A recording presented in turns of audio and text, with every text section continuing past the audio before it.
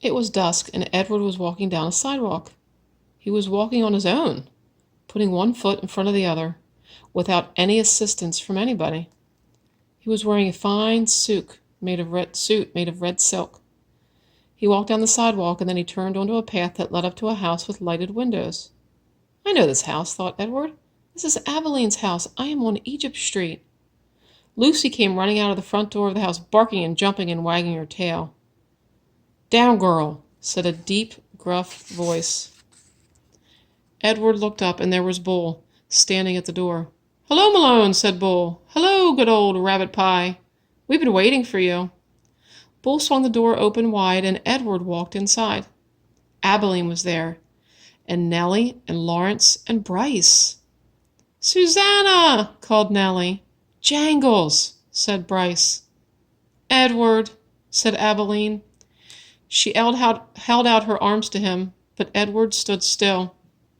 He looked around the room. You searching for Sarah Ruth?" Bryce asked. Edward nodded. "You got to go outside if you want to see Sarah Ruth," said Bryce. So they all went outside, Lucy and Bull and Nellie and Lawrence and Bryce and Abilene and Edward. "Right there," said Bryce. He pointed up at the stars. "Yep," said Lawrence, "that is the Sarah Ruth constellation." He picked Edward up and put him on his shoulder. "You can see it right there." Edward felt a pang of sorrow, deep and sweet and familiar. Why did she have to be so far away? If only I had wings, he thought, I could fly to her. Out of the corner of his eye, the rabbit saw something flutter. Edward looked over his shoulder, and there they were, the most magnificent wings he had ever seen.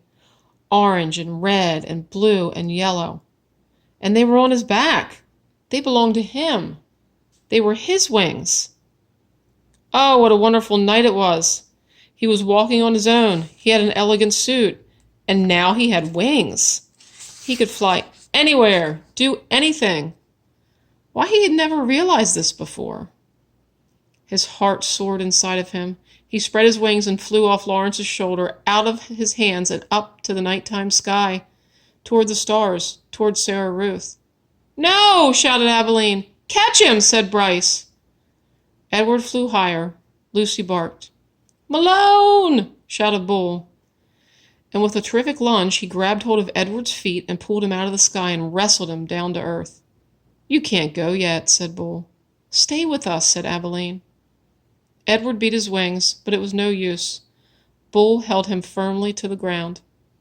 "Stay with us," repeated Abilene. Edward started to cry. "I couldn't stand to lose you again," said Nellie. "Neither could I," said Abilene. "It would break my heart." Lucy bent her face to Edward's. She licked his tears away.